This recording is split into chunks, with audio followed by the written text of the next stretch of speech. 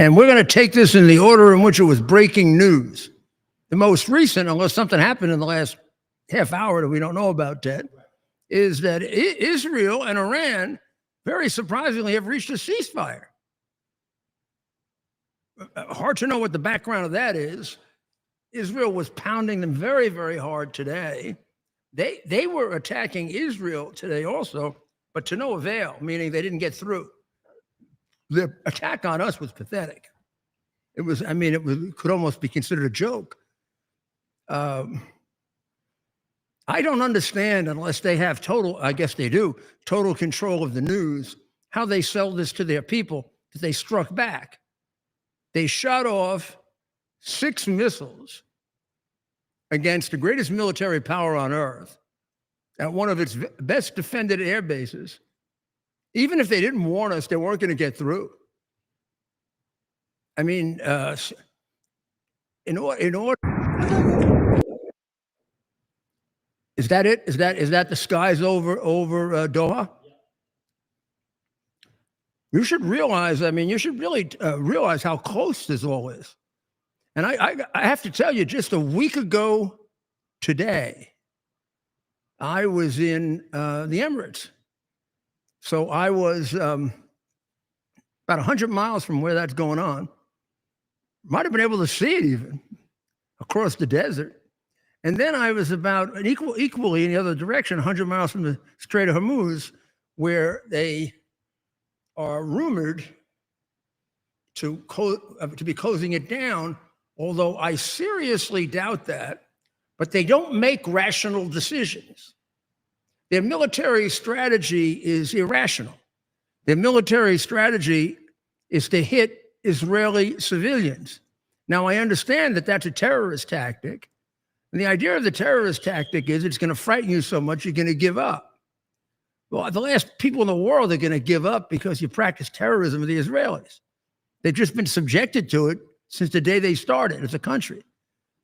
I mean, they went through the 2 intifadas where thousands of people were killed. They didn't give up.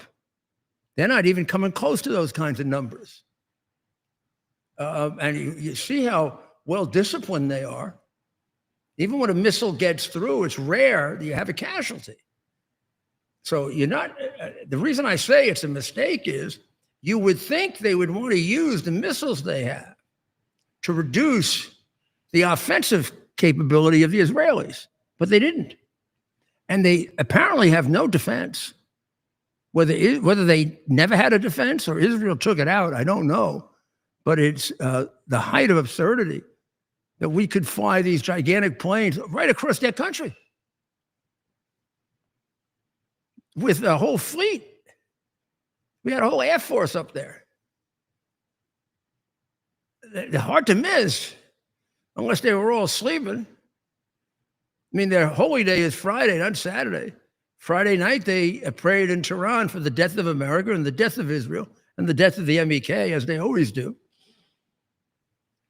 So if you want to take a look at this, which I am going to suggest that we do, hold it. There we are. Shall we put the map up, Ted?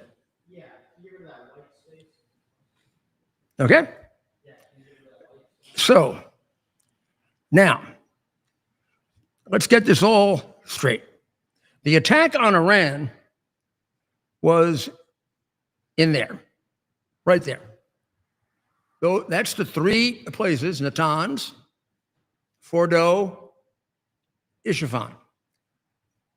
Most of the bunker busters were at Fordo, and they took out either half or all of the mountain, and presumably went the half a mile or more into the earth so that they make it useless. They used only 2 on Natanz, but Natanz had been substantially destroyed by the Israelis, and there must have been some loose ends. And then, with regard to the 3rd base, Isfahan, which is the one, would be about right there, we hit that with submarines, with Tomahawk missiles from submarines. Now, they could have been anywhere. They could have been in the Gulf. They could have been in the Persian Gulf. They could have been in the Gulf of Oman. There's the Persian Gulf. There's the Gulf of Oman. Or they could have been in the Red Sea. Now, we have a fleet, fifth, I think, right here. Right there. That's a lot of ships. And they're there, I would say, one, they're there because of the Houthis, although the Houthis largely block, I'll show you what they block. They block this area here. And that's the passageway to the Suez Canal. And that has had a major impact on prices in Europe and on prices in South America. Not so much in the United States. Believe it or not, we don't use that very much. And we don't use the Hormuz Strait, the Straits of Hormuz over there. We don't use that very much. 38% of China's energy comes from there. So they've been getting a lot of money from China. And this could be devastating for the Chinese economy. It can be harmful to our economy. The price of gasoline will go up, but we'll have plenty of gas and oil and natural gas. And they're even talking about stepping up our own production or holding back some that we export. I mean, we now are an energy independent country. We don't act that way because we found out that we can make a lot of money with it by selling it. So, but if we had to, we're in much better shape as far as oil and gas than we used to be because we found out we have so much of it. But they could do very, very big damage to the world. Now, is this their one and only? Is this their one and only response to this? And then they're going to go back in their corner? And I don't know. And the strategy of a ceasefire, I don't know what that's about either. Ceasefire with Israel. I'm sure the president wanted that because it gets him closer to some kind of peace agreement with them. But I'm not a big fan of a peace agreement with them. I think we should just wipe out the regime and get rid of it because as long as the regime is there, there's not many peace in the Middle East. They're dedicated as loyal Muslims to destroy the infidels and take over the world for Muhammad. So we're going to see if they try to block up the Strait of Hormuz. I would tend to say no, except remember, they're crazy. They hit the most difficult target to hit in the Middle East of ours. That's probably our most fortified target. They've had no success hitting Israel. How the hell do they think they're going to hit the United States? And finally, even if they had a chance, they told us about it in advance so that we didn't get mad and do something, serious to them. So I don't know why we just don't put them out of their misery and get rid of the regime of terror, so that people can start making agreements that make sense and are in their favor, in both countries' favor.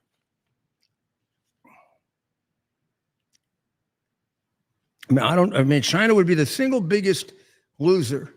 38% of your energy being blocked in a country that has extremely serious economic problems is no joke. Putin and particularly Medvedev, I think the president said something about Medvedev today, right? What did he say? Who are you? No, I wouldn't put it past him. Medvedev has been acting really tough lately, and he's hardly tough. Real tough guy. Yeah, he was Putin's. He was couple of weeks Putin's. ago, you remember? Seat warmer, right? He was Putin's seat warmer for 4 years. Yeah, I mean, he got tossed out by Putin. Putin wanted his old job back. He said, "I'm not gonna be prime minister." He said, "Scram, pal." Yeah, and he took the position of president, moved all the power to the president. Then when he went back, I don't know what the hell he is now. He's just a dictator. He's got all the power. He's like the supreme leader. The government of Iran is a joke. It's run by the supreme leader who talks to Muhammad. And Muhammad, being a murderer of innocent men, women, and children, if they didn't convert, is very pleased with all this. Except, I don't know, I think he would have been smart enough to try to hit the military facilities so they slowed Israel down, but who knows? So Dmitry Medvedev, who serves as the head of Putin's Security Council,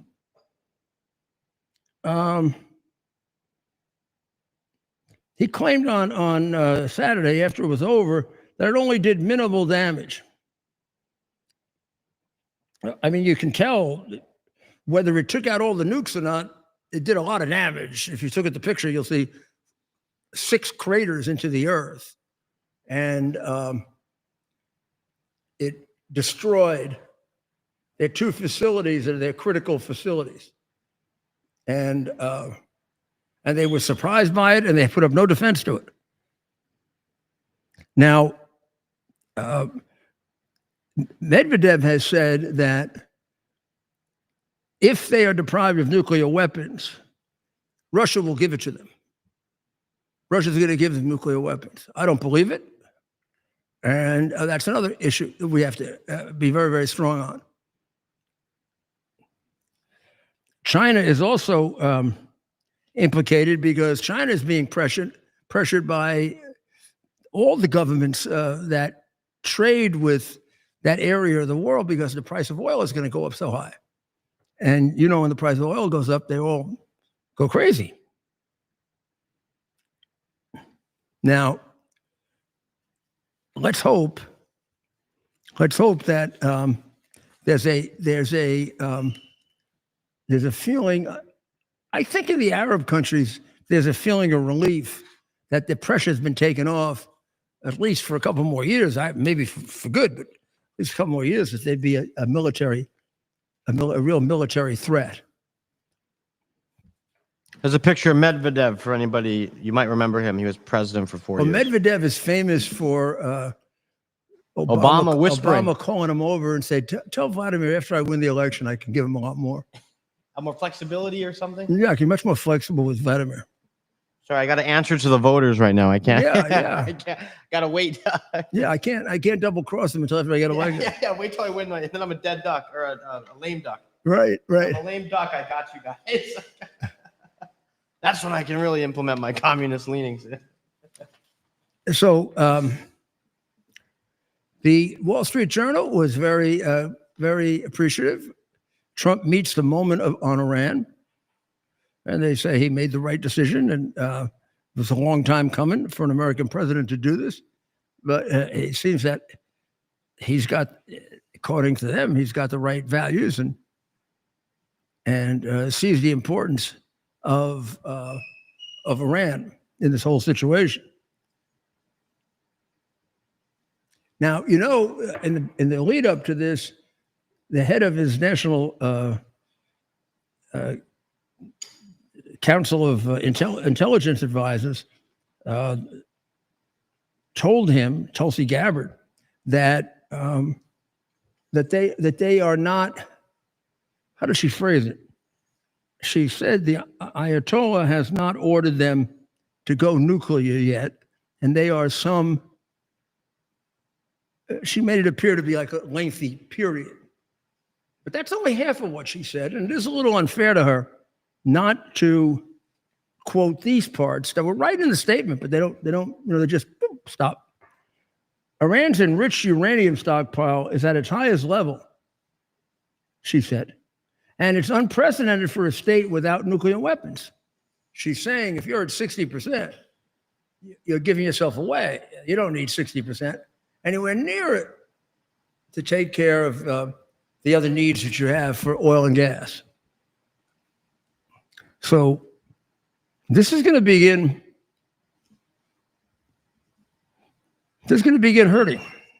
So you want to do that. If you're going to fight an economical war, you better fight it.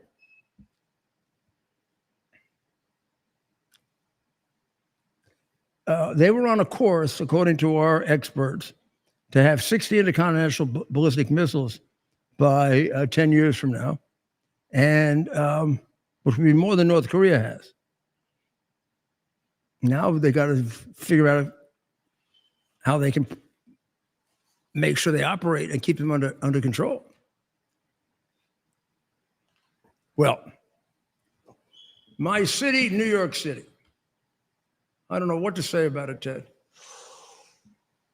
Big day tomorrow. I try to avoid talking about it too much because I don't want you to, I don't want to burden everybody with just my city. But No. This is America's the city. reality is they have a candidate for mayor that is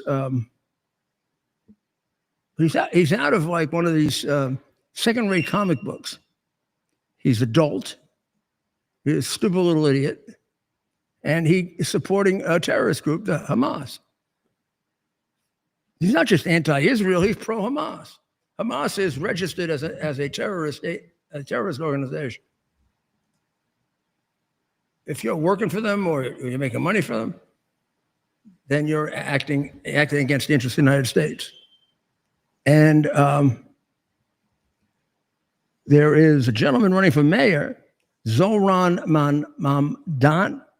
Mamdani, who's sort of a combination of AOC and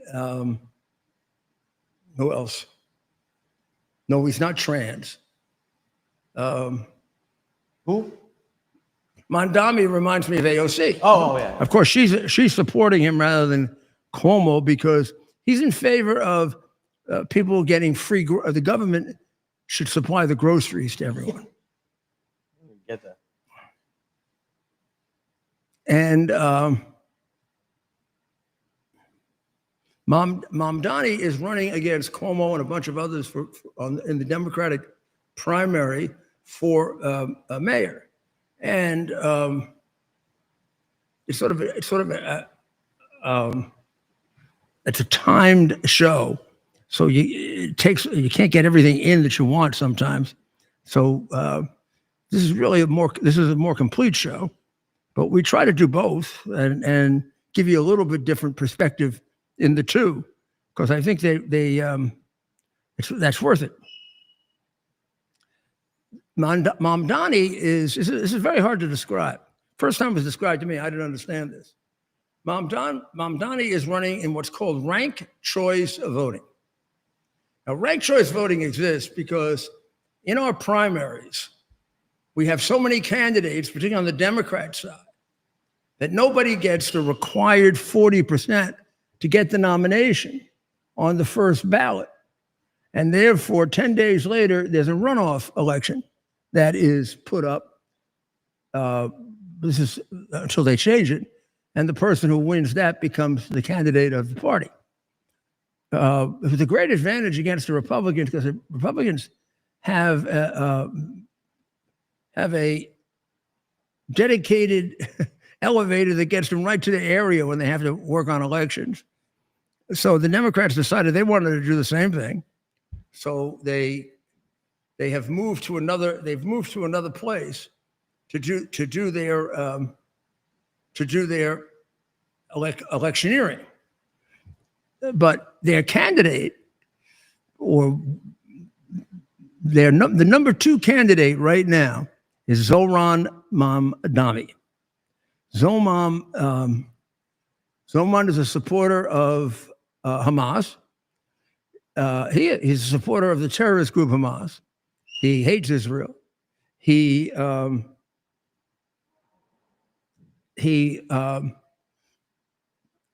collects. I mean, he works very, very closely with the groups, for example, that were protesting at Columbia and the other places in New York in order to create very difficult situations for us in the police. He believes in defunding the police.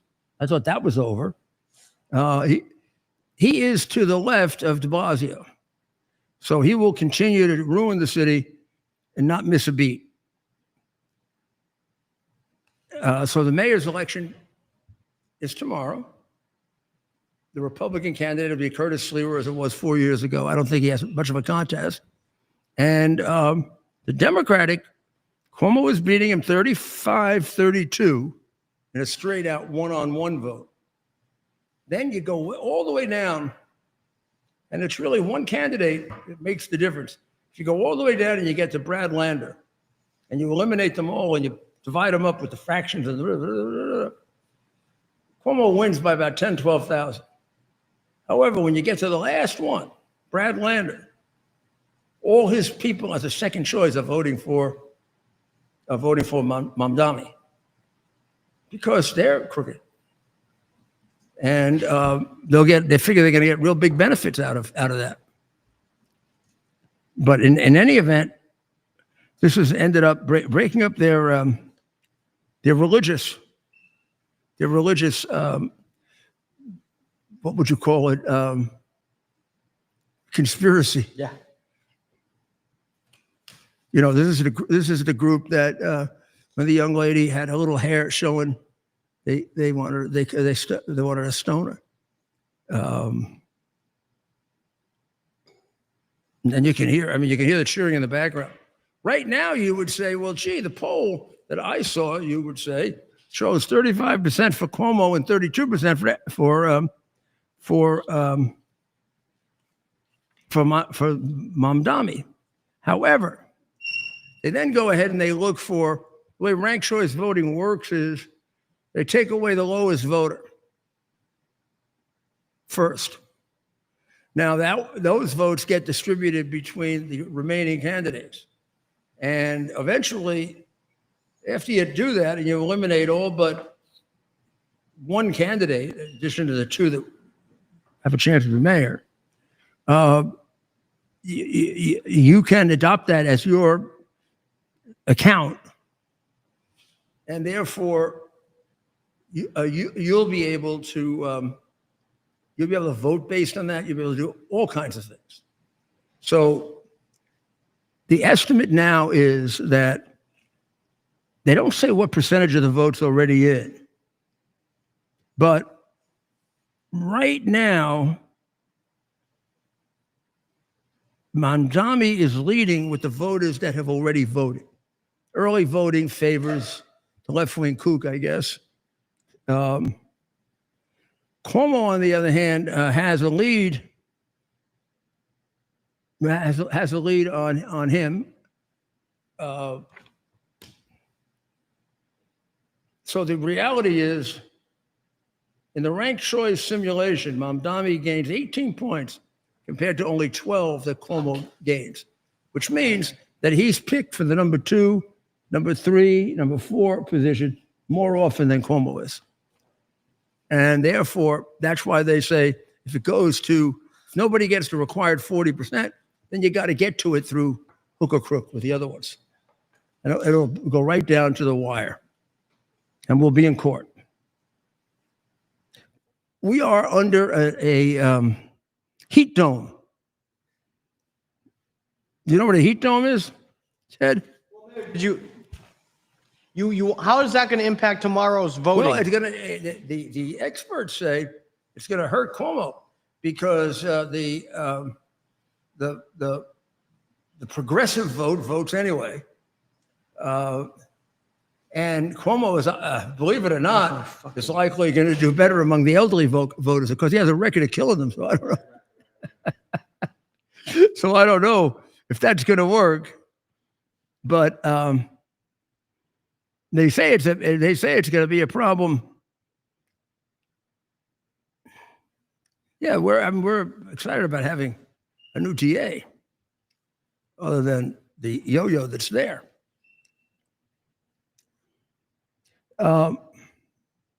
Mamdani, among other things, has called for a Palestinian intifada in America.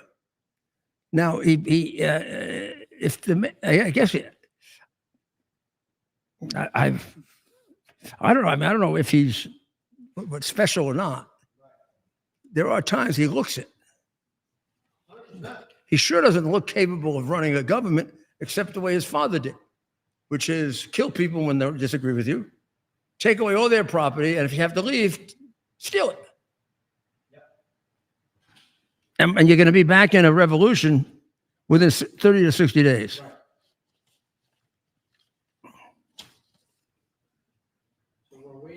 We're awaiting our guests. We have a real special guest tonight, of course, someone a lot of us here on the show know very well. So we're awaiting that here. Well, I you think should also know that. Remember, we talked about this Syria in the northwestern. Well, northwestern, almost straight up, really. There was an assault on a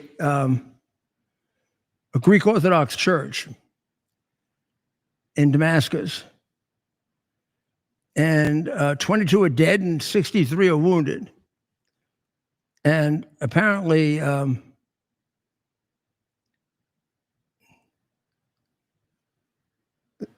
attack was the first of its kind in Syria in years. The security of the places of worship is a red line.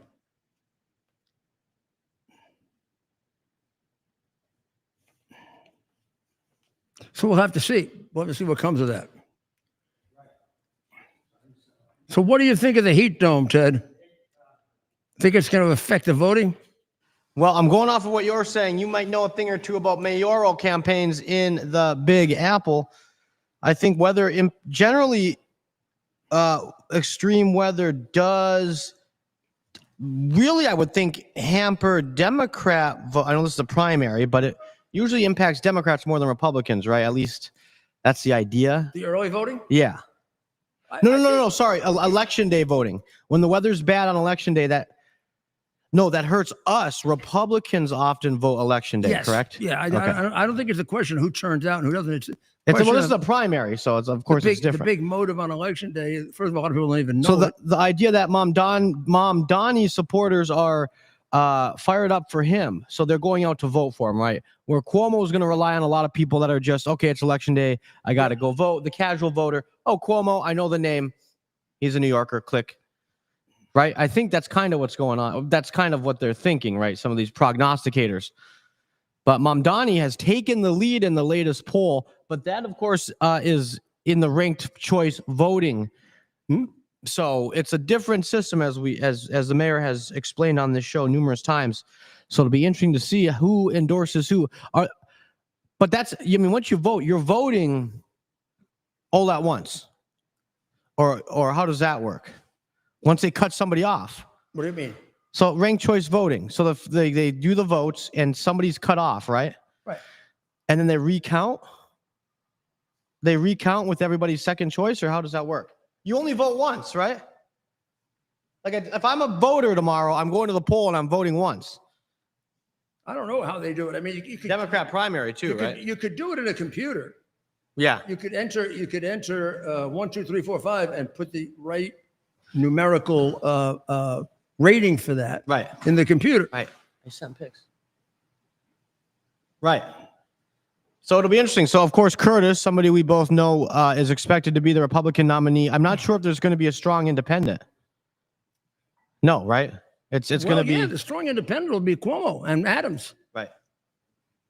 If Cuomo loses, he's still running. Right.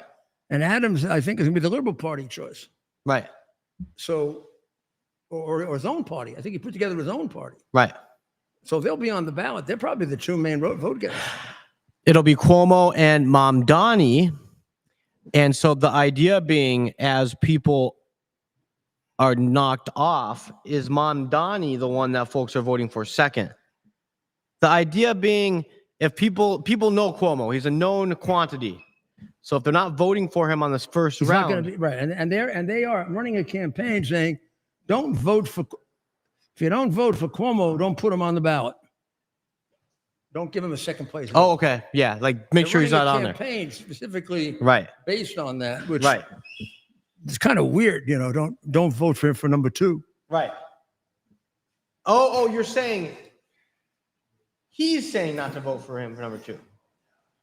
Mamdani. No, Ramdami is because I don't like ranked choice voting. I don't like it either. I think it's. I think that I sort of really think it's wizardry. unconstitutional. Yeah, I this think, isn't this I ranked think choice that voting. we get one vote, and it shouldn't be fractionalized. It's crazy the more I think about who. I got to look into how this became a thing. Someone started this. and it must benefit somebody that I got to think this through. Who does ranked choice voting really benefit? I don't know that it's the Probably benefits the machine candidates because Yes, they all yes, accumulate that's on right. the ballot. right. They all That's exactly accumulate right. on Of the course, ballot, right. and Of they course, can't quite make it. Yes, They can also orchestrate it for 2 or 3. that would make sense. I'm trying to think that the machine, the parties preferred candidate, Mhm. which is generally the case when you see election laws. I being think that's manipulated. correct. I think that's the way they do it. So we're going to have on with us an expert on Iran, Alireza Jafarzadeh, and he's been on several shows today, as you might imagine. And with it, he's had to react to breaking news. You know, he started off the day with there was the historic American attack on the nuclear power facilities, and then he's had some other breaking news of very big importance. So why don't we bring? Well, We'll we're going to take a have him break. on in just a minute, Mayor. In the meantime, what is your prediction here, if you're willing to go there, on how long the ceasefire will last, and will it last between Iran and Israel? We're already seeing this being labeled as the 12-day war. President Trump was not.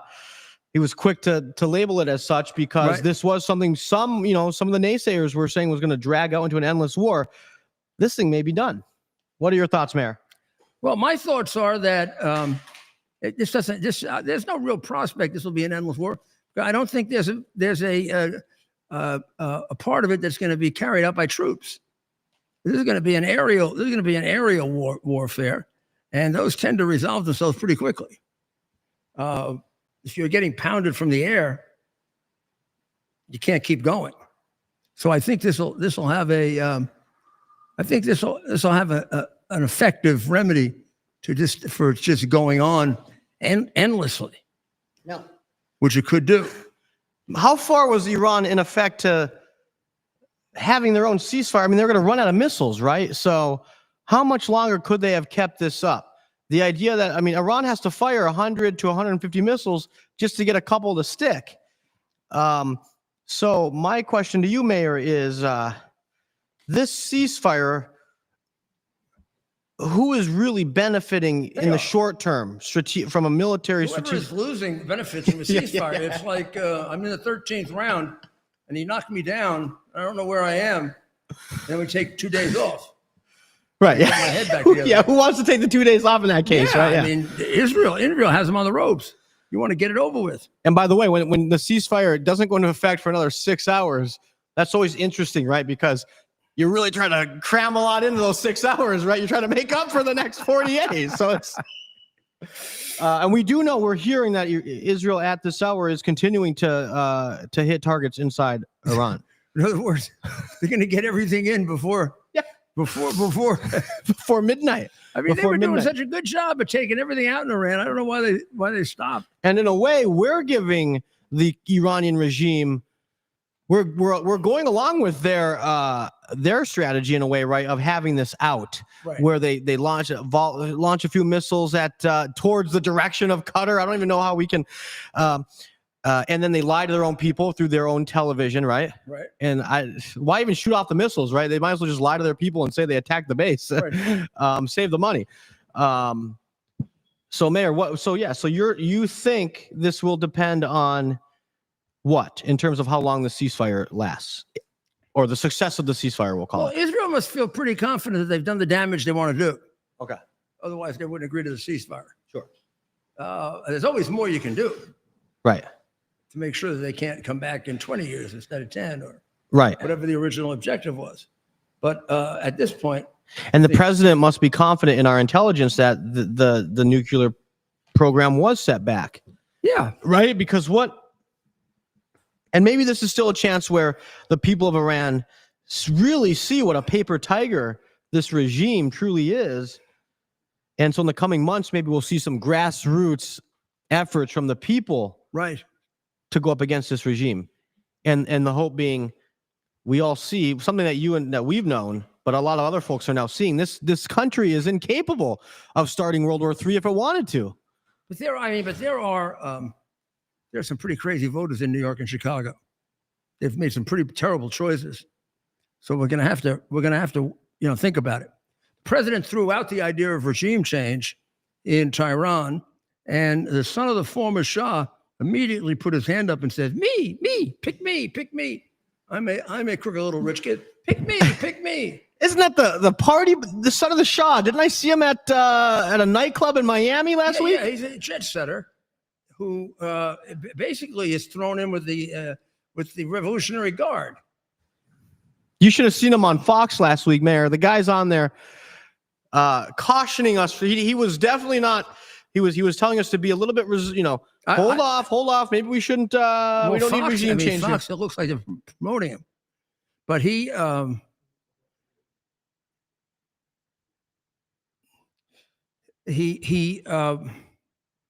have any experience. He was a kid when his father ran away with all the money. Right.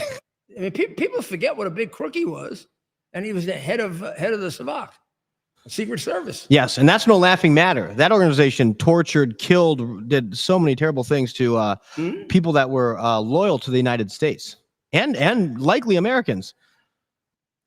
Well, it's terrible. It's terrible that they're gonna have him there. I think he's a Democrat, and he had to get off because he couldn't beat her in the primary. Who's that? Well, they couldn't be. I shouldn't say her. Adrian isn't involved in it. I mean, the likely winners of the Democratic primary, if he weren't in it, would be Cuomo. Oh, the New York mayor's race. So yeah, Cuomo's still the favorite, right? I think he is. He's Just the favorite in the. One late poll doesn't change who's the favorite, right? 34, 33. Right. Just a straight out poll. Right. And then if you do 4 more people on the last group, when they take out Brad Lander, assuming he's the last one, right? He says the numbers go up to like 90%. Really? That'll be interesting. So that's tomorrow. So we'll be obviously following that closely. And again, ladies and gentlemen, we're awaiting our friend, those of you that have been longtime viewers of the show, you know Alireza Jafarzadeh very well. He's actually wrapping up some other interviews. He's in high demand tonight, Mayor. I believe he's on Newsmax.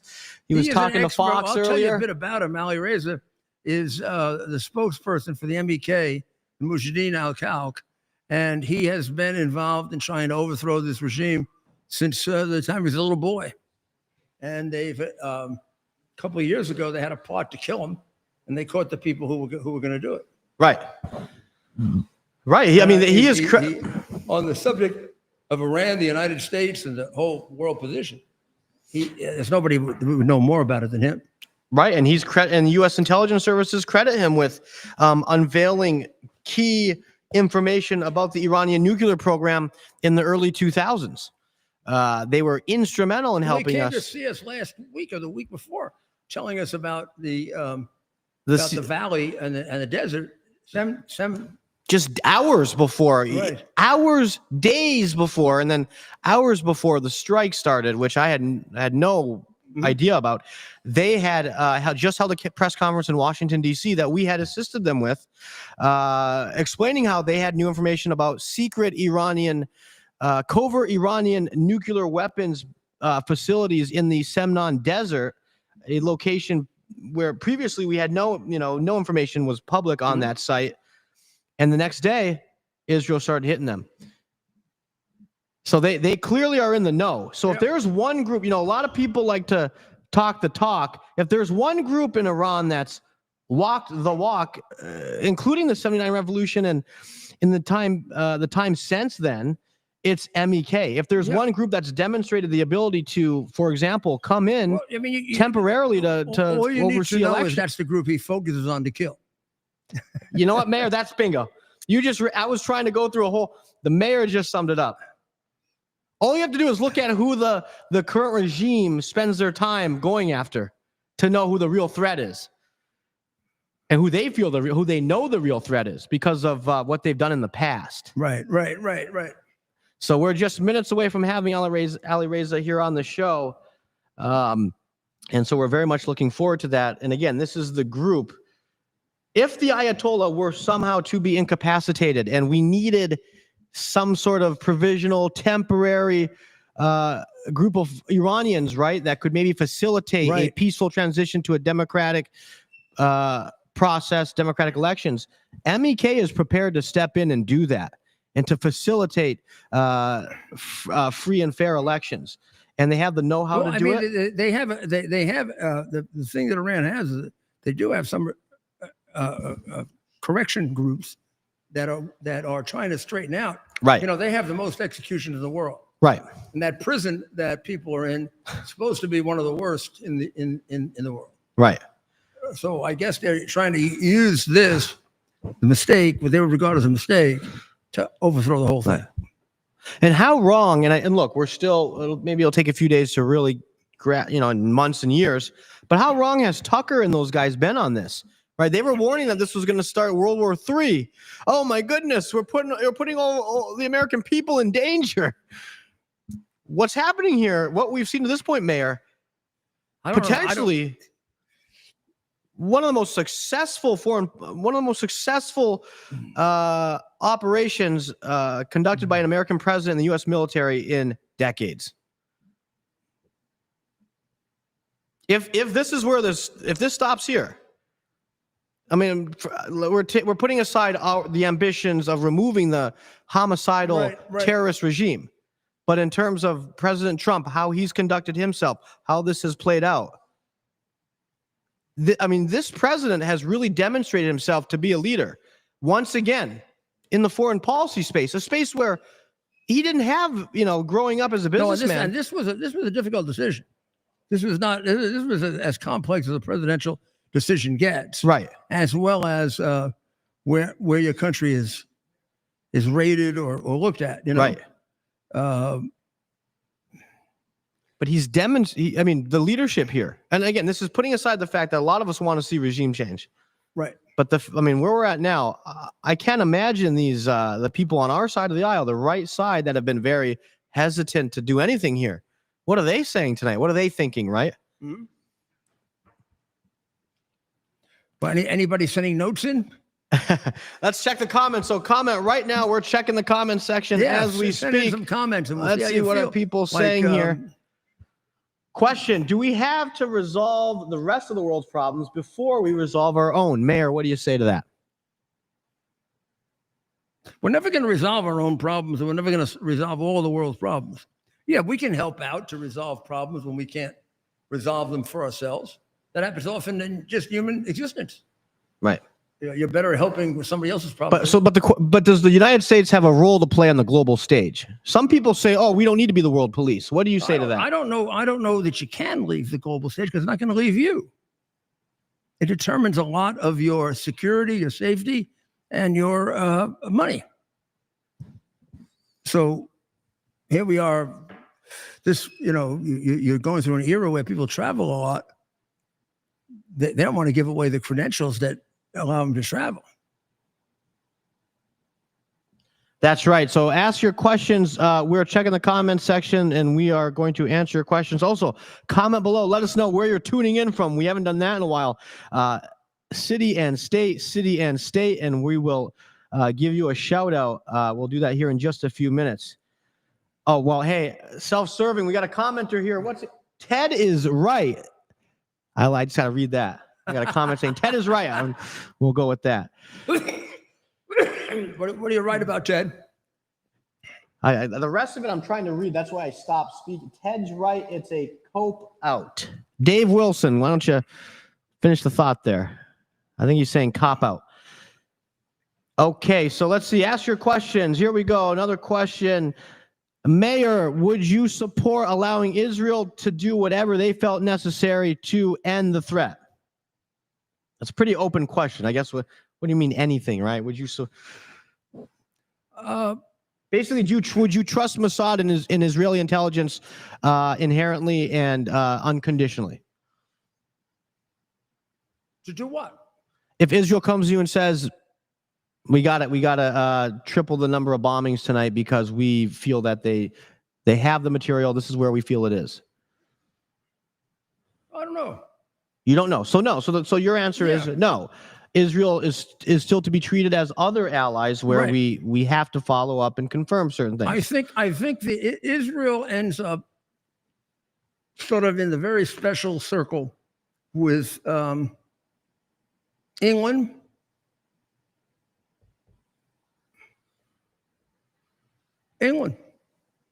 There's no. I'm trying to think of countries that have come to our aid, and we don't need aid very much, but very few do. But they have. I mean, often, and the Israelis made this all possible for us by clearing out the underbrush very, very effectively. So I don't see all of the consternation, all the anger about giving him a break. Right. So we're getting a lot of great questions here, especially revolving on what we saw today with the strikes. Mayor, we have a commenter asking if it's possible that Iran actually already has enough fissile material necessary for a bomb, meaning is there a chance that they're only days away from having the ability to enrich enough uranium or plutonium for a functional nuclear weapon? I don't know if they have a functional use for it. Everybody probably does. No, but is it a possibility that Iran is actually just days away from a nuclear weapon? Yeah. I would say, yeah, it's possible. More likely a couple of weeks, just because it's very complicated stuff. And they originally they're going to get it wrong. They've been testing, right? We know they've tested. Just think of how long it took Korea to get it right. But they know how to assemble the parts, right? We know they've tested that. We know that they have some the fissile material, right? They have some of that. We know that, right? Meaning, practically speaking, it's just a matter of I'm not a nuclear scientist, but it's just a matter of, it's just a rule, right? If they have this in place, they have that in place.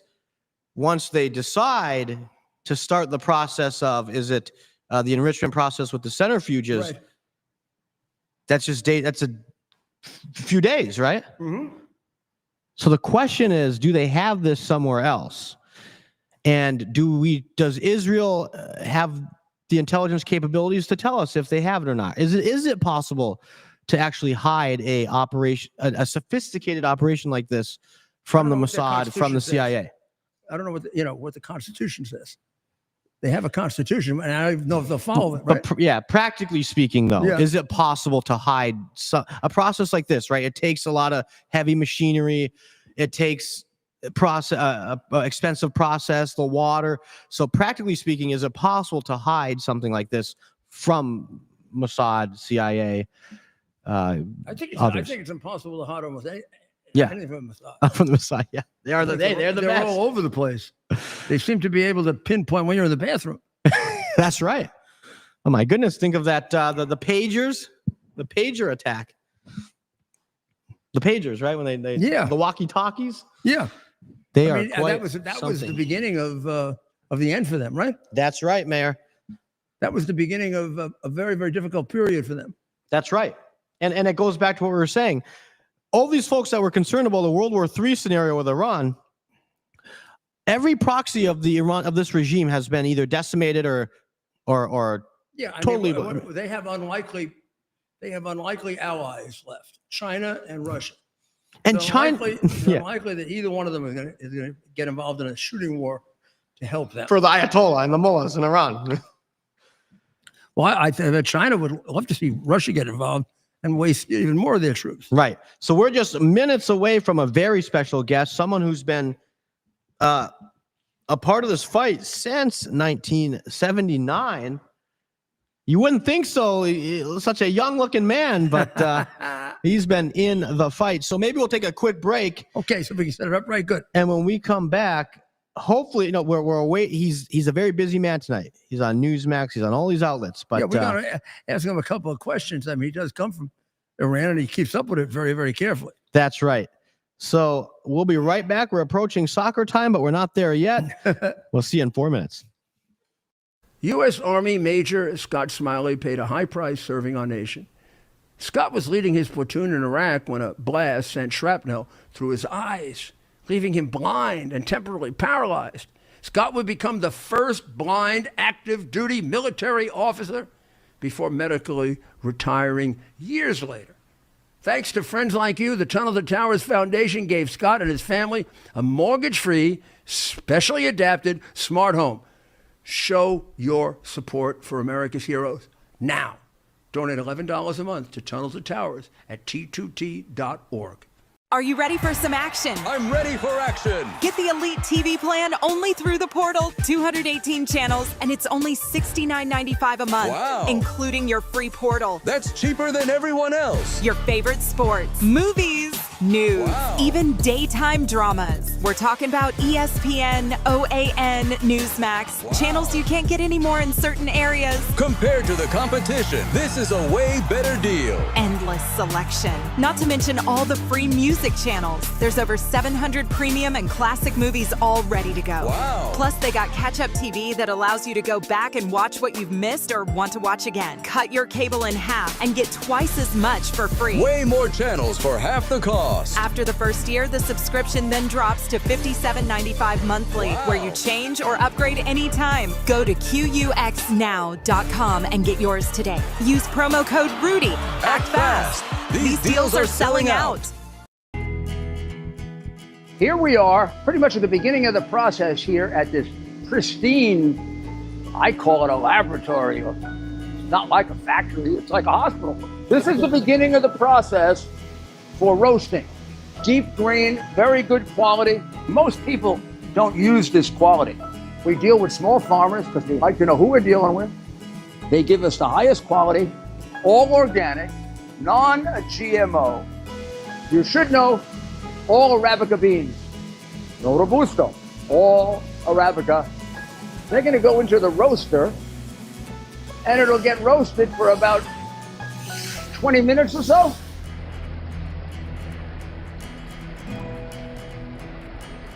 Oh my goodness, look at these. My goodness.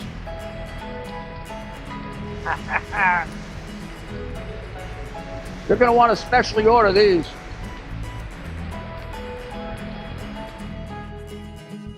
This is what goes into Rudy's coffee.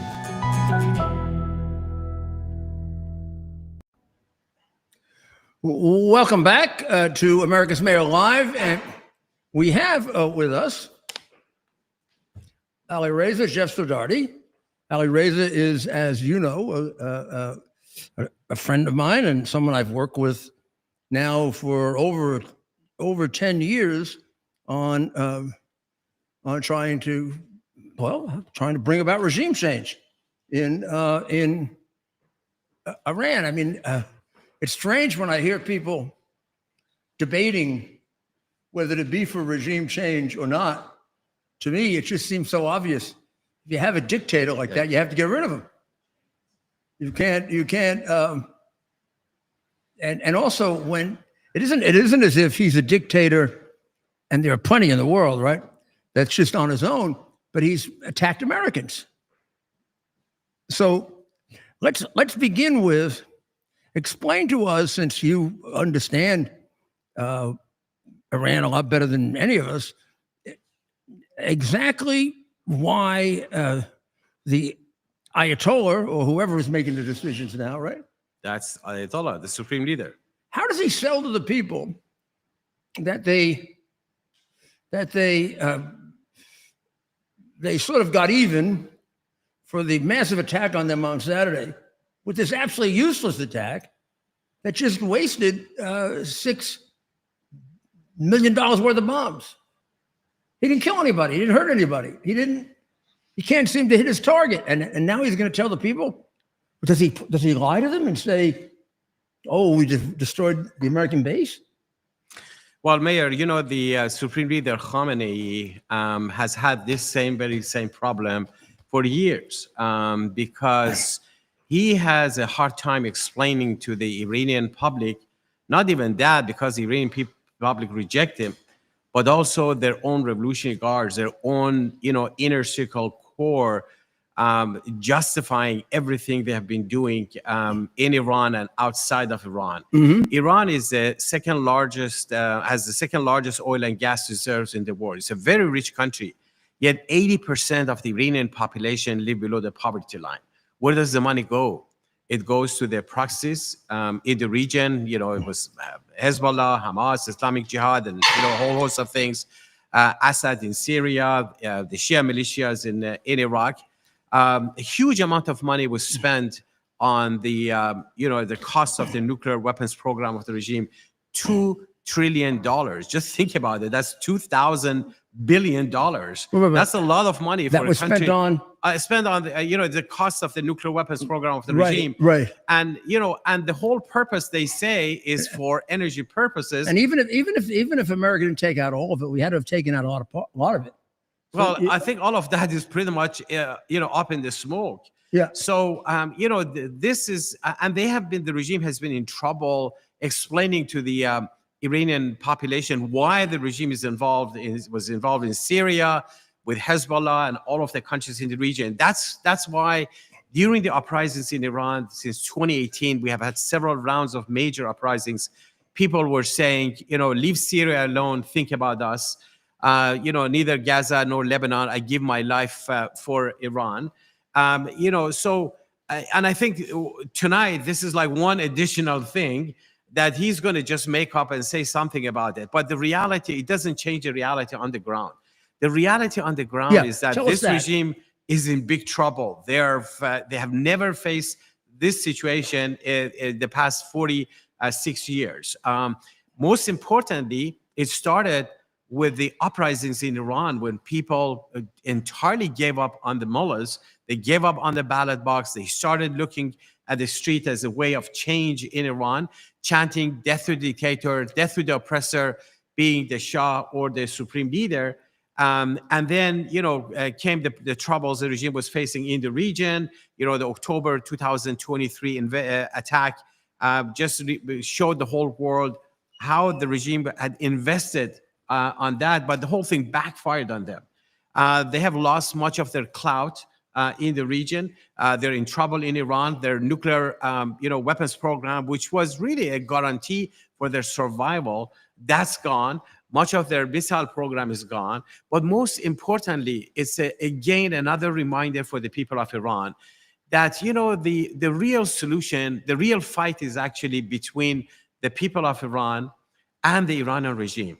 When the ceasefire was announced just, a few hours ago by President Trump, our leader, Mrs. Mariam Rajavi, she actually welcomed this ceasefire and the peace agreement. And she emphasized that now this actually removed two options, two obstacles. One was appeasement over the years, just trying to help the regime, or the war itself. Now the path is now paved for the third option, which is the people of Iran bringing down the Ayatollahs in Iran. I think this is the fight that is the ultimate fight for the people of Iran to bring down the regime. This is, they have been involved in fighting for democracy for over 100 years. Mm-hmm. But most importantly, this is a fight for establishing a secular, democratic, non-nuclear republic Iran that separates religion and state and supports gender equality. And just think about it, Mayor, what a difference it will make when you have that kind of an Iran that would become a center for peace, tranquility, security, cooperation, human rights, all of that. But how when I watched it in 2018 and 2019, it was different than it was back in 2009. Yes. In 2009, it looked like it was going to really build up steam. And it looked to me a little like what happened in Poland. Yes. With solidarity. And this would be the beginning. But then Obama turned his back on them. Yes. Deliberately. In 2018, uh, Trump patted them on the back. He said something about how if he were there, he would want to be free, or the government is oppressive, or that's what they needed. They needed a tap on the back, and those for 18 months or so, those demonstrations reminded me of a demonstration of a country that's ready to flip. You know, you can have demonstrations and you can have demonstrations. Right. And I always think they're ready to flip when it starts to get about economics. Because most countries, this is a shame to say this, but the majority of people aren't going to die for political reasons. But they are going to die if they're starving or their family is starving. The people who die for political reasons are a small minority of heroes. You know, like I wonder back during the American Revolution, if we would have had, not everybody was a George Washington or Thomas Jefferson or Abraham Lincoln. And a lot of those people did it because the English tax system was oppressive. Yes. And it wasn't just a tax system. They were quartering the troops in people's houses and taking away their rights and not letting them have jobs. And so it was affecting their families, their whole way of life. Well, those demonstrations you had back in 2000, correct me if I'm wrong, it was 2018 and 2019. Both.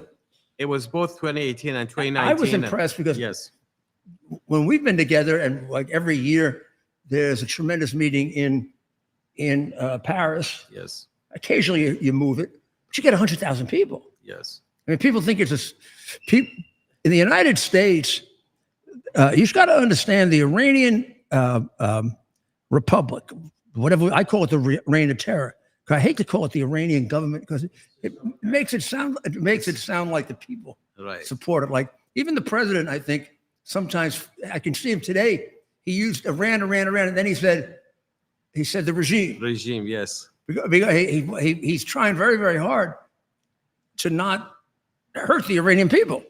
Even the way he conducted the attacks, it was a very surgical attack. I don't think they killed any civilians. When you consider the size of that attack, just by accident, you're going to kill some civilians. I think he thought out that attack.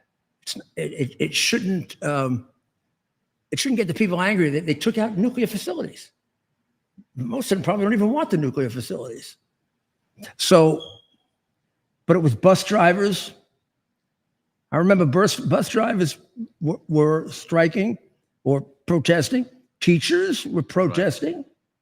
Farmers. The farmers came in from the countryside. Workers. And it was the whole damn country. Right. You guys kept pointing out on a map how it was spreading. All over the country, all 31 provinces of Iran. And I think, Mayor, you know, the point you're highlighting is extremely important to realize the very foundation of these protests now, and that's why it's so deep-rooted, is economic dissatisfaction of the population. They see all of these Revolutionary Guards not just as their oppressors, but also they see them as those who are plundering their money. They're stealing their money. And, you know, before, in the years before, it was mostly the intellectuals, university students and others who were getting involved in the protests. But since 2018, when the protests started over the price of chicken and egg, it was the poor, the deprived, the smaller towns and cities that got involved. When you have the bulk of the population turning against the regime, that's a sign of a huge trouble. That the regime has to turn around 180 degrees and take a whole new direction to put down the revolt, or they will have to resort to sheer repression, killing people, which they did the second one. And things have just gotten worse. And what adds to all of that is that you have both an explosive society who wants change, and it's not limited to one sector of the society. It's all over the country also. Second, you have an organized force, those who are involved in the fight over the years. They know what they're fighting for. They know how to fight it. They're willing to pay the price. They have a clear platform for leading the fight to victory, you know, a 10-point platform for the future of Iran. And they have a plan that after the fall of the Ayatollahs, how you're going to transition to, you know, a representative government. So you've been working on this since the revolution, pretty much, right? Yes, exactly. And it's been your life's work.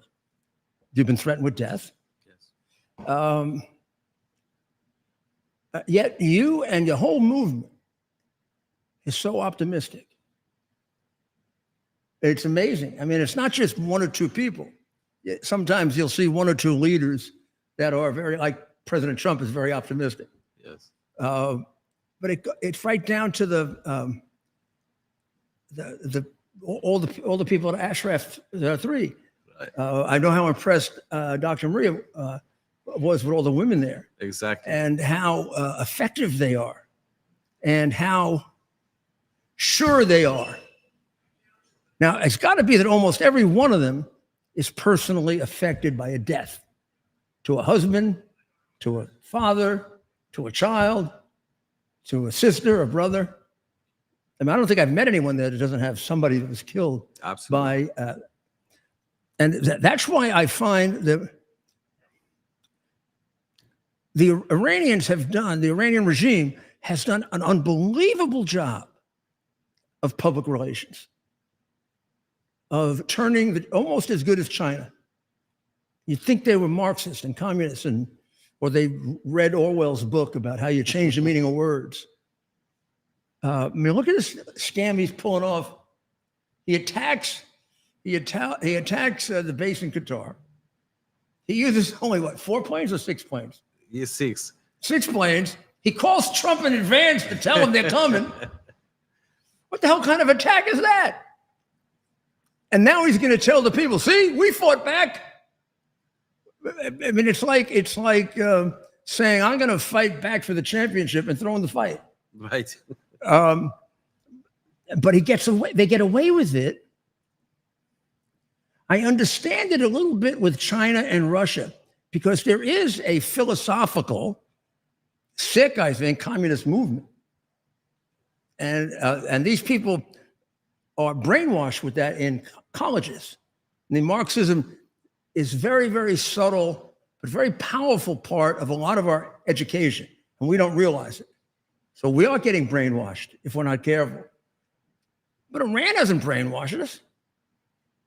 But your organization, I mean, there are people you can't even talk to about it, and I know it backwards and forwards, and I from the very beginning, you know, I don't do anything without researching like crazy. And when I first got involved with you when you were protesting Ahmadinejad coming to the United Nations. Exactly. And do you know it was a Jewish group that invited me there? It was a Jewish group because they joined your protest. Yeah. A lot of the Jewish group, because he was considered to be very particularly anti-Jewish. Exactly. Yes. He was like he was a little like Raisi. He was a frightening figure, right? Exactly. And then someone said, "Would you like to come to a meeting or come and talk?" And then and somebody suggested that I check you out with John McCain. So I did. I went and visited John, and I trusted him on things like this completely. And then I did my own reading. And the first thing they keep charging you with, we're talking now about the MEK, Mujahideen al-Khalq, right? Right. So that would be too long to do the whole history of it, but it was a group that was involved with other groups, a group of about 5 or 6 groups that overthrew the Shah. And they had a common cause about the Shah, although they had a lot of different political views. And some of them had religious views. But the religious views were supposed to be in the background. And the Ayatollah had been, was he in France or Switzerland? In France. Actually, Khomeini, I'm glad that you mentioned that because Khomeini, after he was exiled in 1963 to Iraq in Najaf, where the theological schools of the Shias are, he was entirely silent for all these years until 4 months before the fall of the Shah, when the protests had already started in Iran as a result of the big price that intellectuals and different sectors of society had played. And he saw the opportunity. He smelled that something is going to happen. So he went to near Paris, Neufchâtel near Paris, and within 4 months just portrayed himself as the leader of a movement which he pretty much had nothing to do with it. And then using the network of the mosques that had remained intact under the Shah. The Shah went after the intellectuals, but didn't touch the clerics because He was afraid of them. Yeah, but well, he was being praised by the Well, mosque. I mean, I read several biographies of the Shah Right. before I met with you guys. Also, I was kind of on the other side of it. I represented one of his ministers who came to America to help him keep, I imagine now, the wealth that he stole. But so I knew the history of it, and I was always I thought it was very, even back then, I did not subscribe to we'd have been better off if we kept the Shah, because that was the period where the CIA, well, maybe they were even during Trump, were completely out of control. I mean, they were killing people left and right. And I don't know if it was for the benefit of the United States or so they could make money. And I knew that. So when his whole career is CIA and Britain. Right, when Mossadegh took over in the 50s, he ran away. He was content to run away, Right. and stay very rich. They had to talk him into coming back, and he was not. He was a very, very meek character who had to force himself to be a vicious killer, right? Actually, and thief. The Pahlavi dynasty, the father Reza. The Reza father was Shah, a Reza formidable Shah. figure. He was, he rose in the ranks of the army. He was totally dependent on the Russians. He was The a tough Russians guy. actually, well, he was tough. He killed a lot of people. And then the Russians put him in place. And then the second time, his son, Muhammad Reza Pahlavi, was put in power by the Britain. And then when he escaped, as you said, in the 1953, it was ran the United away. States that put him back in power. Yeah, and So- there was a big debate whether they could trust him. Right. There was a big debate. It was during the Eisenhower administration, and there was a big debate as to whether or not you shouldn't get somebody else because he was unreliable. He might run away again. The CIA was worried he'd run away again. They go through all this, and he'd run away again, and he did. And you know what? That was one of the most destructive historic mistakes of, I think, the Western nations, that we had a nationalistic government of Dr. Mossadegh.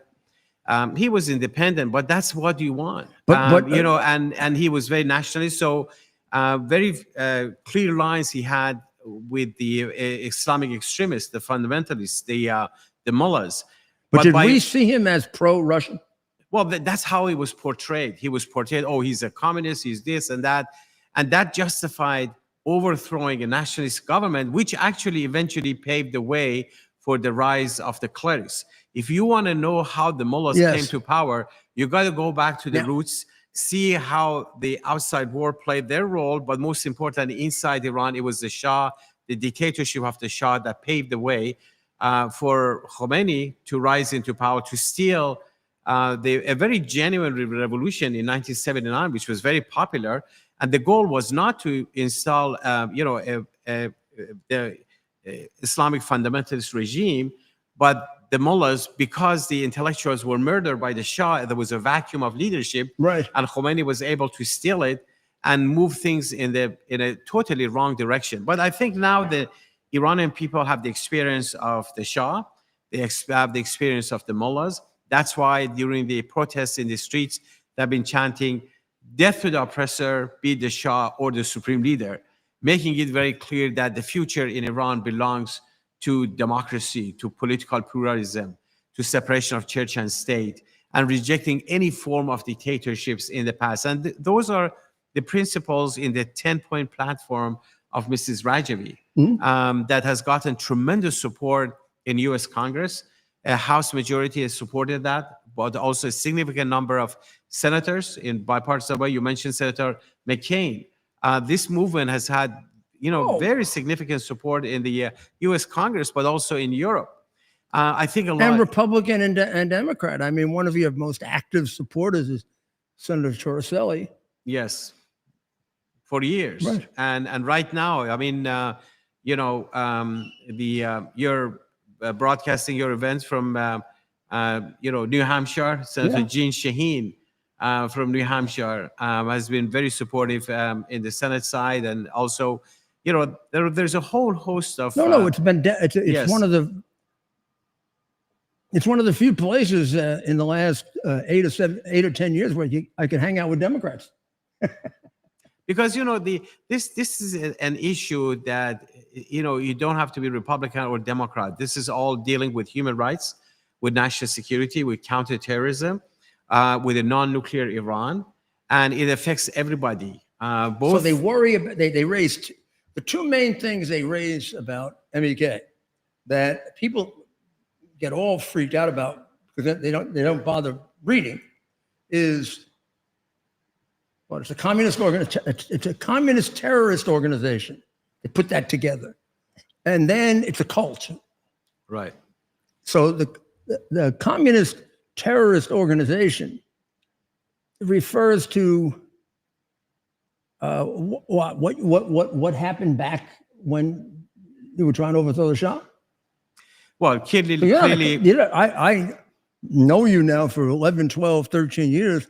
I know the 10 points like the 10 Commandments. And I've listened to Madam Rajavi 1,000 times, and Farzeen and you and all the people that represent the group. There's nothing communist about you at all. You don't have a rigid government economic program like communists have. What emerges from your 10 points is basically a free economy. Yeah, one of the points actually, free market economy. Just the opposite. Exactly the opposite. But the whole thing, the term Islamic Marxist was coined by the Shah because the Shah had arrested the leadership of this movement. He wanted to kill them. He found no justification for that. The people knew them. The people knew them that these are the people who are religious, who are Muslims, but they are democratic Muslims. So he wanted to label them. So at that time, communism was big. And so he coined this term, which is, in my view, is very contradictory. How can you be, Muslim and at the same time either, don't believe in God and, Marxist? So that was meant to justify the killing of the people then. And then the mullahs, when they came to power, they realized, all the founders of this movement were intellectuals. These were the top brass of the universities, the top engineers, and they made sense. When they were holding rallies, talking to people, they could rapidly, recruit and getting the younger generation away from the mullahs. And that's why he started using the term that they are not Muslims, they are hypocrites. When I first met with you, and they said that, and I looked into it, and I talked to Sean, and I read about you, I actually came to the conclusion, I really care. I didn't care. I mean, a lot of groups 30, 40 years ago were communists or terrorists. Begin, the prime minister of Israel, who turned them from a communist country to a free market. He's the one who brought Netanyahu and Ehud Olmert into government. Menachem Begin. He was a terrorist. He blew up the King David Hotel. And then he became a great prime minister. I mean, the necessities of politics when you're dealing with dictators and murderers can put you in all different places. It's where you are now that's important.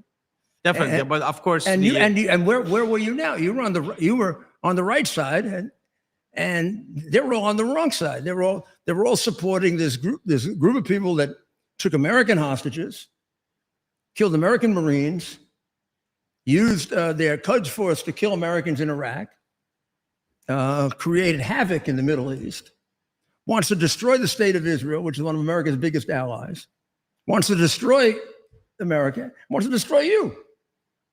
And so, you know, Mayor, one thing that the enemy of my enemy yes. is my friend. And one thing I want to add, Mayor, is that these mullahs who nowadays everyone is talking about the nuclear weapons program of the Iran regime, okay, and they hid the whole program all these years, and even now they still claim that they have no nuclear weapons program. That everything that you found under the mountains is about. Do they blame peaceful- you? Do they blame the And MEK? of course, they blame But us. people don't know this generally. Although I saw Brian Kilmeade mentioned this morning. Yes. You're the group that originally uncovered, and this is completely undisputed, that discovered the original nuclear program. Was it in Natanz? Was that your first one? Yes, the August of 2002 was the revelation of the nuclear site in Natanz, which is a uranium enrichment program that actually triggered the IAEA inspections of Iranian nuclear sites. Then within a year, we had a whole host of other revelations and giving a complete picture of the whole program. Even Fordo back then, too. Fordo right? in December 2005, we first exposed it. But it was very different. It was the same place, but it wasn't as It advanced. wasn't this super. The world had the opportunity to shut down all of these sites before they get to where they are. But unfortunately, Mayor, this policy of appeasement that was pursued both by Europe and the United States, different administrations here, has been very destructive, not just against us, against the Americans, against Europeans, allowing the regime. The reason the regime has had this level of advancement in its nuclear program is because of the appeasement policy. They gave them, the legitimacy and the money to expand it. My point is that if the regime is lying this much about the most obvious things now, you can imagine how much they lie about us, how much money they're spending on their biggest organized opposition in Iran, how much money and resources they're spending on the coalition of the National Council of Resistance of Iran, which is the MEK is part of it, led by Mrs. Rajab, which is the longest lasting political coalition in the history of Iran. 24/7, they're thinking about that all the time.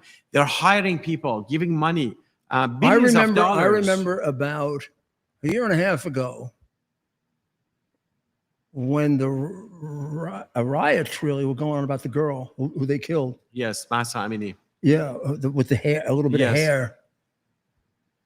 The Ayatollah said, I think it was the Ayatollah or Raisi, I don't remember, one or the other, said that the only group that they really worry about having the capacity to take over is MEK. And and meanwhile, your opponents here say you're meaningless. You don't have any power. Well, where do we look to for where you have power? The people have to be overthrown. Right. They are dead set against you. They kill you on sight. Right? They put out unbelievable propaganda about you. They certainly are obsessed with you. And they're right. Actually, just in summer of 1988, 30,000 political prisoners, a vast majority of them belonging to this movement, MEK, were murdered based on a fatwa, a religious decree by the Supreme Leader Khomeini at that time, because they felt threatened. They felt that this movement is gaining momentum among the younger generation. Their message is finding its way. So they wanted to crush it, and hoping that by killing whoever they could get their hands on, and these were all political prisoners, they can crush it. And guess what? The whole thing has actually backfired on them.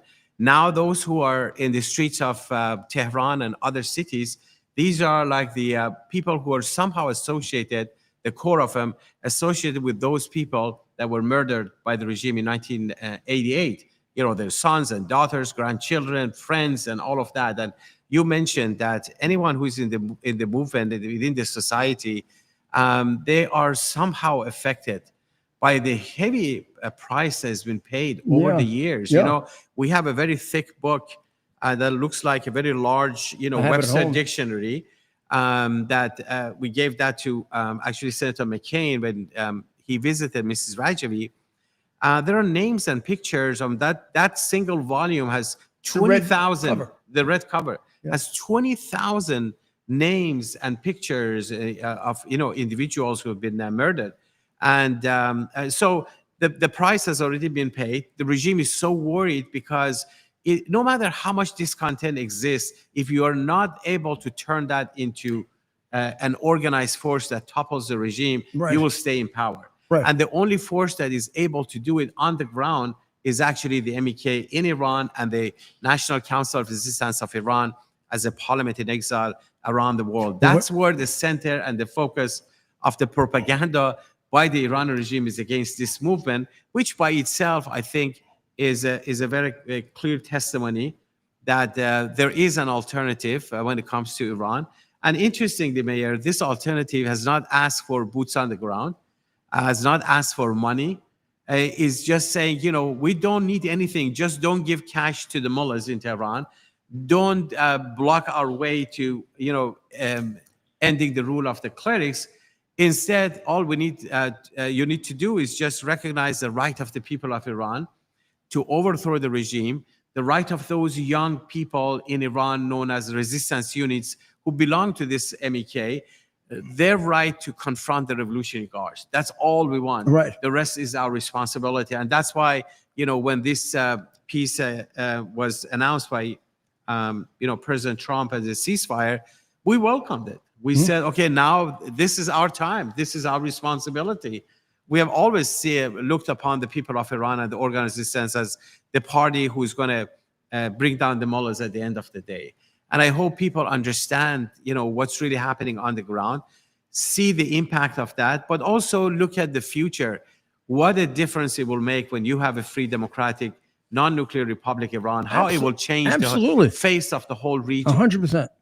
Well, let's just make one other point because we've run out of time, and that is that, and we'll talk about this some more. People have to be very, very careful with these claims being made by, what is he, Reza Pahlavi Jr. or what's his name? The crown prince of what? Well, Mayor, I knew more legitimate and honest crown princes in Brooklyn.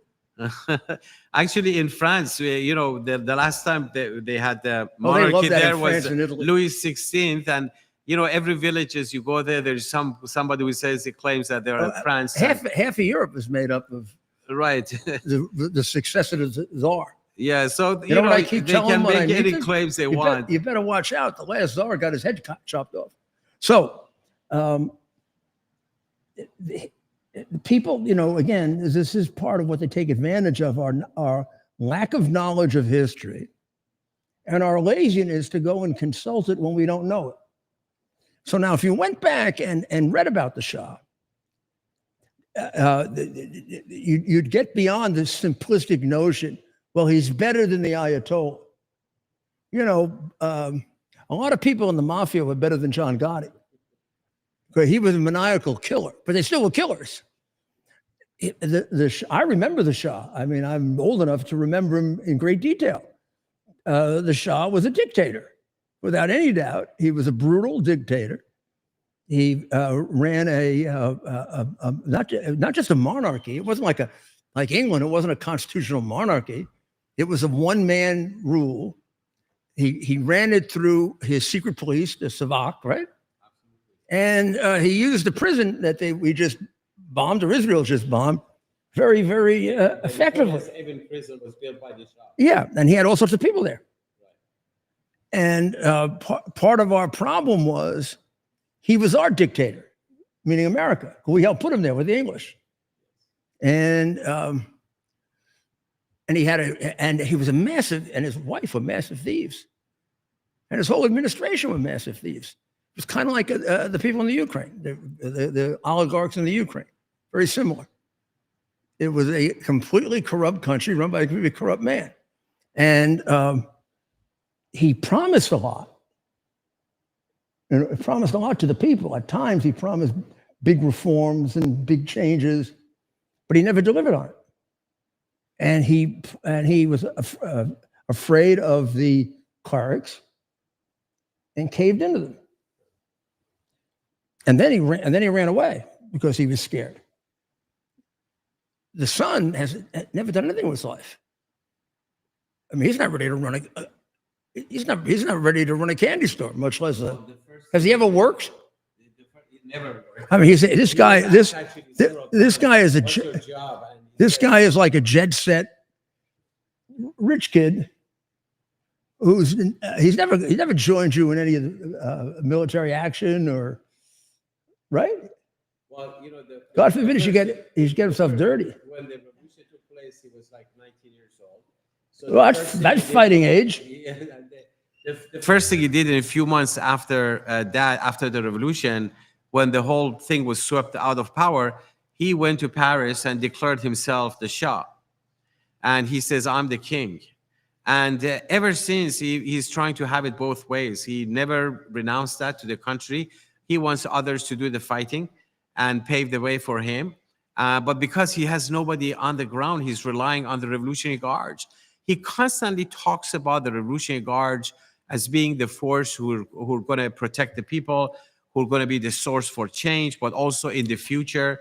Right today, he had a press conference, again, talking about the Revolutionary Guards, Minister of Intelligence, people, the security that I guarantee that, when the revolution takes place, you better build a relationship with me. This is the way to contact me. Instead of thinking about like, we're the whole world is talking about the trouble of the Iran regime, how to end the rule of the clerics. He's trying to reach out to the Revolutionary Guards. So you want to go from a theocracy to a monarchy. Right. And of course, that's not going to happen. So the end result is helping the regime. At the time that the world is focusing how to stand on the side of the people for them to bring down the Ayatollahs, he's talking about reaching out to the Revolutionary Guards. He's just making he's trying to lure the people out of the main highway that leads to the change into a cul-de-sac that leads to maintaining the regime. We have to be very careful because we are prone to making mistakes like this. And it's one of the reasons why the isolationists were so opposed to our getting involved. Their worry is not so much our getting involved, it's our very inexpert nation building. Sometimes we go from bad to worse or from worse to almost as bad. And this time we've got to make sure we don't do that. So that's an important point, Mayor, because, in Iraq, for instance, in 2003, the U.S. went there and the invasion there, that everyone has seen the outcome of that. And Right. So the moment you talk about change in Iran, the first thing that comes to mind is like another Iraq. And that's why it's so important that, we're not talking about nation building. We're not talking about, exporting a revolution or democracy or something to another country. We're not talking about, doing the fighting for another nation or appropriating money. None of that is needed. right. To the contrary, we're saying Iran is a country with a history, with a culture, and people of Iran, they don't want theocracy. They don't want monarchy. They want freedom. That's all you need to do. Just recognize that. Okay. Got it. Unfortunately, over the past 4 decades, Western nations recognize the mullahs as the representative of the Iranian people. They just gave them money and resources, trying to find a way of appeasing them. Hopefully, that era is over now. Right. And now we can focus on the values and the capabilities of the Iranian people, the potential for change. And I think the potential for change has never been so great as it is now, but it's not going to happen by itself. There's going to be a lot of effort, a lot of sweat and effort done by the people of Iran and the organized resistance, but it's very doable. Just in the past 1 year, these resistance units have had 3,000 operations, large and small, targeting the Revolutionary Guards around the country.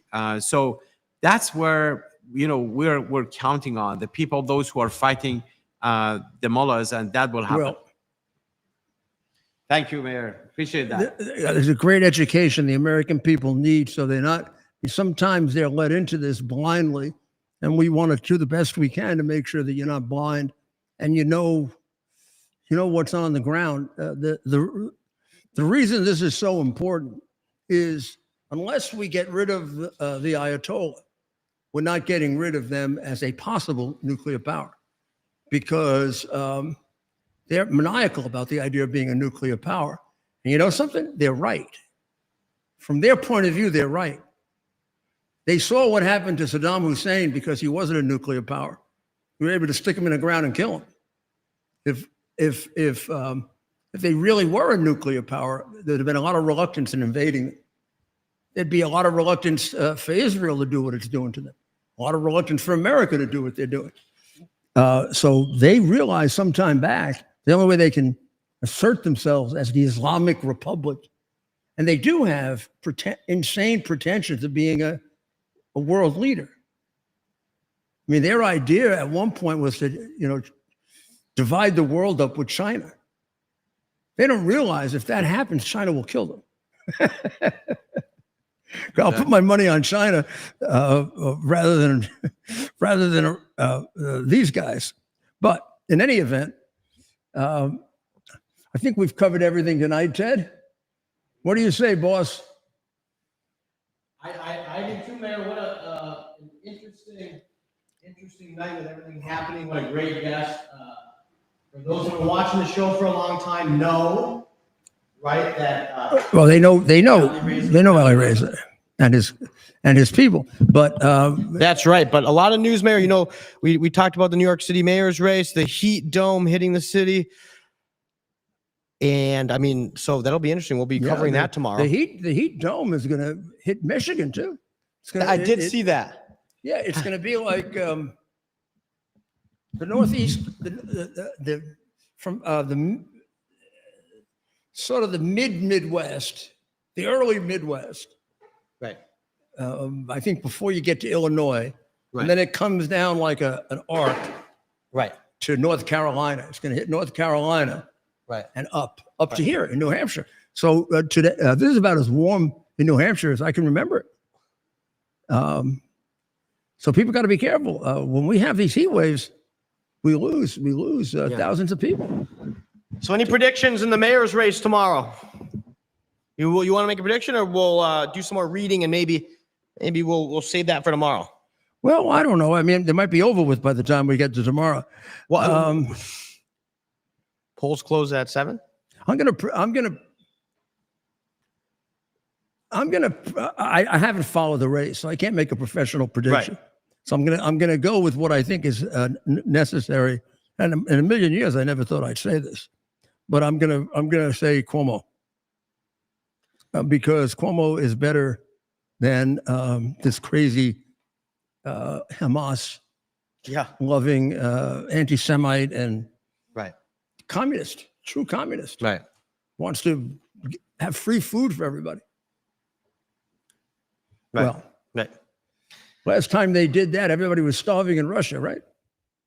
Isn't that what helped overthrow it? They couldn't get food in the grocery stores. And I noticed he's try to go buy a nice meal in Cuba. See what happens to you, or Venezuela now. And I noticed he's 33, Mayor. I'm 33. 33 years ago would have been, well, 34. So 1991, the fall of the Soviet Union. You wonder how many he doesn't remember those Soviet grocery stores in the late 80s, early 90s. You have to read Putin carefully. Putin is a Russian nationalist more than a communist. And what he wants to recreate is not the Soviet Union. I don't think there's much of a expectation he's going to put together Czechoslovakia again, Yugoslavia or Poland, but he wants back what Peter the Great had. I think he wants to be a czar. So that's why he's so rigid on Ukraine. I mean, yeah, because it's part of Russia for when you get out majority to of Poland, history. Those were never part of Russia. That all came about because number one, Roosevelt was almost as demented as Biden at the end of his term, and he was surrounded by Algerians and a bunch of communists. And we gave in to Joe Stalin. There was absolutely no reason in the world for them to have Poland. Maybe we couldn't have stopped them from taking Ukraine, and maybe even Lithuania and Latvia. But Patton was ready to go in, and we held him back. So we actually gave them Eastern Europe. So if you want to understand Putin, realize that he has like animosity toward communism because communism wipes out nationality. The Cultural Revolution in China is all about forgetting their culture. Culture has to be communism. That's why religion goes as well as civilization. One civilization, communism. Well, we'll see. So we'll be back tomorrow night. Who knows what's going to happen tomorrow? Today we ended up with an attack on an air base and a Right. And a our ceasefire we never And expected. at the beginning of the day, Mayor, our friend, Which if it's like a ceasefires with Hamas, it'll last a day. It'll last one day. I think Israel is still bombing them right now as we speak. well, that was the thing, right? I guess they want to get in the last bomb. We were just talking about that, Mayor. The ceasefire's in 6 hours. They're just moving up everything they were planning for the next 2 weeks. Get it all in there as much as we can get it in. And Mayor, we'll say this morning we were talking, us and our friends, you, me, and our friends, and he mentioned, he said to me, you never know. You don't know what's going to happen today. Yeah. And within hours, right, it all started hitting And the we screens. assume this is it for their retaliation, but who knows? There are a lot of forces at play here, Right. including they're having to hang on to power. And one of the ways to hang on to power is to create a foreign war. Might not be true in this case because he doesn't have that kind of support, but That's a good point, Mayor. That's a point that cannot go. We can't ignore that. Let me say what I put in my posting on Truth and on Twitter or X. Sorry. We're very fortunate to have a great president. In the last, certainly since Reagan and George Bush, the first one. And I can't speak for George Bush, the second one, on this. But we haven't had a president like this since Reagan, really. And it's amazing how much he's gotten done that other presidents couldn't do or wouldn't do, and weren't willing to take on the heat for it. You think of all the pressure on him not to do this, and both from the left and even from the right. And he made this decision not based on his political base or he made this decision based on the safety of the United States of America. You've got a regime out there that's been in existence for 45, 46 years. And in every one of those 45 or 46 years, it reminds itself that it wants to destroy us. And you're going to let them have nuclear weapons? How often do they have to say death to America when we take them seriously? How many more Americans do they have to kill before we take them seriously? I don't know what the game Obama and Biden were playing. Obama giving them hundreds of millions in cash and Biden giving them billions in money that was seized from the Shah for the Iranian people, not for the terrorists. At least half that money went to terrorist groups, some of which killed them. Obama gave them money used to kill us. And he gave it to a terrorist group. I asked people, it's legally no different than giving money to bin Laden. Imagine if an American president had given $100 million to bin Laden in cash. I don't know, the Ayatollah may be worse than bin Laden in terms of the number of people that he's killed. He did a very shocking attack on us, and personally, it's hard to be worse than bin Laden. But the Ayatollah gives him a good run for his money. So there's a lot to be considered here and a lot at stake. And the president handled this brilliantly, even the way the whole mission was brought about so that it eliminated the cost of human life, and our troops came back safe, our pilots came back safe. I can't emphasize enough how complex this mission was.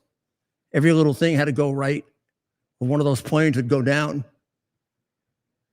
37 hours in flying a gigantic mansion which is what it is. It's like a mansion in the air. Well, we'll be back tomorrow at 7 o'clock on Lindell TV and 8 o'clock on Trusty X. X, And, YouTube, Rumble, Facebook, Instagram. We're on Instagram now, consistently, and Newsmax too. Okay. Well, thank you very much, and pray for people who are in harm's way, including our military. We got 40,000 of them spread out within very short distance of Iran, and they're protecting our freedom in a way that, in which we see what happens to them. So God bless them. God bless America. We'll see you tomorrow night. It's our purpose to bring to bear the principle of common sense and rational discussion to the issues of our day. America was created at a time of great turmoil, tremendous disagreements, anger, hatred. There was a book written in 1776 that guided much of the discipline of thinking that brought to us the discovery of our freedoms, of our God-given freedoms. It was Thomas Paine's Common Sense, written in 1776, one of the first American bestsellers, in which Thomas Paine explained, by rational principles, the reason why these small colonies felt the necessity to separate from the Kingdom of Great Britain and the King of England. He explained their inherent desire for liberty, for freedom, freedom of religion, freedom of speech, the ability to select the people who govern them. And he explained it in ways that were understandable to all the people, not just the elite. Because the desire for freedom is universal. The desire for freedom adheres in the human mind, and it is part of the human soul. This is exactly the time we should consult our history. Look at what we've done in the past and see if we can't use it to help us now. We understand that our founders created the greatest country in the history of the world, the greatest democracy, the freest country, a country that has taken more people out of poverty than any country ever. All of us are so fortunate to be Americans. But a great deal of the reason for America's constant ability to self-improve is because we're able to reason, we're able to talk, we're able to analyze,